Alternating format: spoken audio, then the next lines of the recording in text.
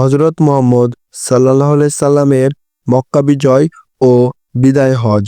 মক্কা বিজয়। অনুকূল পরিবেশ পাওয়ায় মদিনায় ইসলামের প্রচার ও প্রসার খুব দ্রুত ঘটতে লাগলো।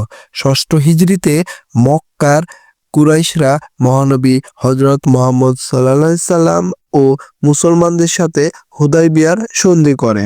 কুরাইশরা সন্ধির শর্ত ভঙ্গ করলে রাসূল সাল্লাল্লাহু আলাইহি সাল্লাম 630 খ্রিস্টাব্দে 10,000 মুসলিম নিয়ে মক্কা অভিমুখে অভিযান পরিচালনা করেন। মক্কার অদূরে হযরত মুহাম্মদ সাল্লাল্লাহু আলাইহি সাল্লাম তাঁবু স্থাপন করেন। কুরাইশরা মুসলিমদের এই বাহিনী দেখে ভীত সশস্ত্র হলো। তারা কোনো প্রকার বাধা দেওয়ার সাহস করল না। বিনা রক্তপাতে ও বিনা বাধায় মুসলিম বাহিনী মক্কা বিজয় করল। মক্কা বিজয়ের পর মহানবী হযরত মুহাম্মদ সাল্লাল্লাহু আলাইহি সাল্লাম সাধারণ ক্ষমা ঘোষণা করলেন। বললেন, আজ তোমাদের প্রতি আমার কোনো অভিযোগ নেই, যাও তোমরা মুক্ত ও স্বাধীন। সে সময় তিনি ইসলামের চরম শত্রু আবু সুফিয়ান সহ সকলকে হাতের নাগালে পেয়েও যেভাবে ক্ষমা করে দিয়েছিলেন, মানবতার ইতিহাসে তা বিরল। ভুল বুঝতে পারার পর আমাদের শত্রুরা অনুতপ্ত হলে আমরাও তাদের বিনা শর্তে ক্ষমা করে দেব। ক্ষমা একটি মহৎ গুণ। বিদায় হজ ও এর ভাষণ। মক্কা বিজয়ের পর দলে দলে লোক ইসলাম গ্রহণ করতে লাগলো। আরবের সীমানা পেরিয়ে আন্তর্জাতিক পরিমণ্ডলে ইসলাম পৌঁছে গেল। হযরত মুহাম্মদ সাল্লাল্লাহু আলাইহি সাল্লাম বুঝলেন, আর বেশি দিন পৃথিবীতে তার থাকা হবে না। তাই তিনি 632 খ্রিস্টাব্দের 10ম হিজরিতে হজ করার ইচ্ছা করলেন। এ উদ্দেশ্যে উক্ত সালের জিলকদ মাসে লক্ষাধিক সাহাবী নিয়ে হজ করতে গেলেন, যা বিদায় হজ নামে পরিচিত। এ হজে রাসূল সাল্লাল্লাহু আলাইহি সাল্লামের সহধর্মিণীগণও তার সঙ্গে ছিলেন। জুল হুলাইফা নামক স্থানে এসে সকলে ইহরাম মানে হজের পোশাক বেঁধে বাইতুল্লাহর উদ্দেশ্যে রওনা হন।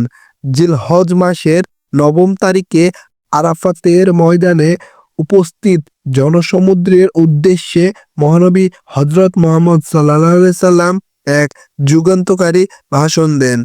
এই ভাষণে বিশ্ব মানবতার সকল কিছুর দিক নির্দেশনা ছিল।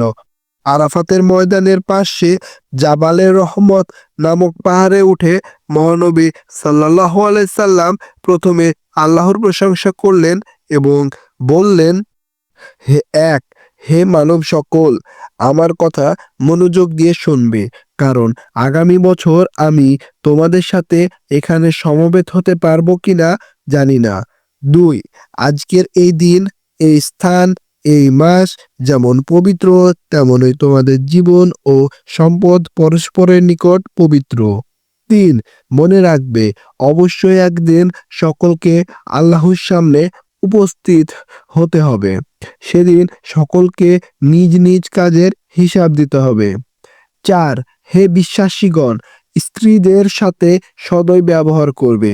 তাদের ওপর তোমাদের যেমন অধিকার আছে, তেমনই তোমাদের ওপরও তাদের অধিকার আছে। 5. সর্বদা অন্যের আমানত রক্ষা করবে এবং পাপ কাজ থেকে বিরত থাকবে ও সুদ খাবে না। 6. আল্লাহর সাথে কাউকে শরিক করবে না আর অন্যায়ভাবে একে অন্যকে হত্যা করবে না। 7.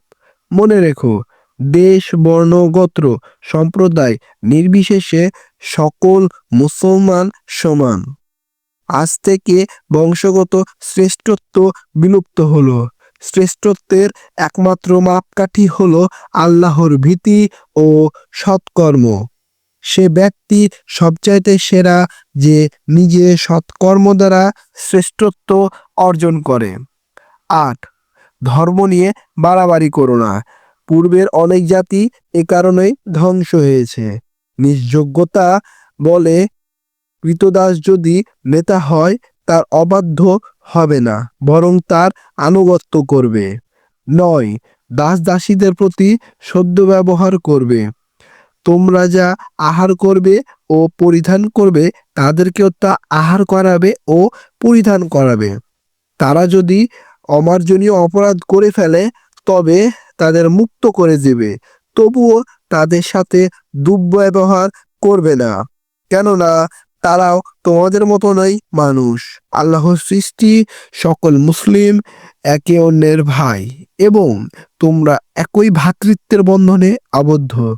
10 জাহেলি যুগের সকল কুসংস্কার ও হত্যার প্রতিশোধ বাতিল করা হলো। তোমাদের পথ প্রদর্শনের জন্য আল্লাহর বাণী এবং তার রাসূলের আদর্শ রেখে যাচ্ছি। এগুলো যতদিন তোমরা আঁকড়ে থাকবে ততদিন তোমরা বিপদগামী হবে না। 11 আমি শেষ নবী, আমার পর কোন নবী আসবে না। 12 তোমরা যারা উপস্থিত আছো তারা অনুপস্থিতদের কাছে আমার বাণী পৌঁছে দিবে। তারপর হযরত মুহাম্মদ সাল্লাল্লাহু আলাইহি সাল্লাম আকাশের দিকে তাকিয়ে আওয়াজ করে বলতে লাগলেন, হে আল্লাহ, আমি কি তোমার বাণী সঠিকভাবে জনগণের নিকট পৌঁছাতে পেরেছি? সাথে সাথে উপস্থিত জনসমুদ্র থেকে আওয়াজ এলো, হ্যাঁ, নিশ্চয়ই পেরেছেন। অতঃপর হযরত মুহাম্মদ সাল্লাল্লাহু আলাইহি সাল্লাম বললেন, হে আল্লাহ, তুমি সাক্ষী থাকো। এরপরে আল্লাহ তাআলা নাজিল করলেন, আজ আমি তোমাদের ধর্মকে পূর্ণাঙ্গ করে দিলাম এবং আমার নিয়ামত তোমাদের জন্য পরিপূর্ণ করে দিলাম। ইসলামকে তোমাদের জন্য পূর্ণাঙ্গ জীবন ব্যবস্থা হিসেবে মনোনীত করলাম। সূরা আল মাইদা আয়াত 3। মহানবী সাল্লাল্লাহু আলাইহি সাল্লাম কিছুক্ষণ নীরব থাকলেন।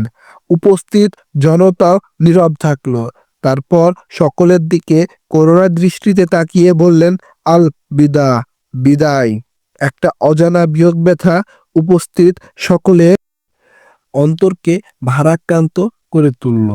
মহানবী হযরত মুহাম্মদ সাল্লাল্লাহু আলাইহি সাল্লাম তার ভাষণের যে দিক নির্দেশনা তুলে ধরেছিলেন, বাস্তব জীবনে তিনি তা অনুশীলন করেছেন। আমরাও আমাদের ভাষণে যা বক্তব্যে যা বলবো তা বাস্তব জীবনে অনুশীলন করব। আর তাহলে আমাদের দেশ জাতি আরো সুন্দর, সমৃদ্ধ ও উন্নত হবে।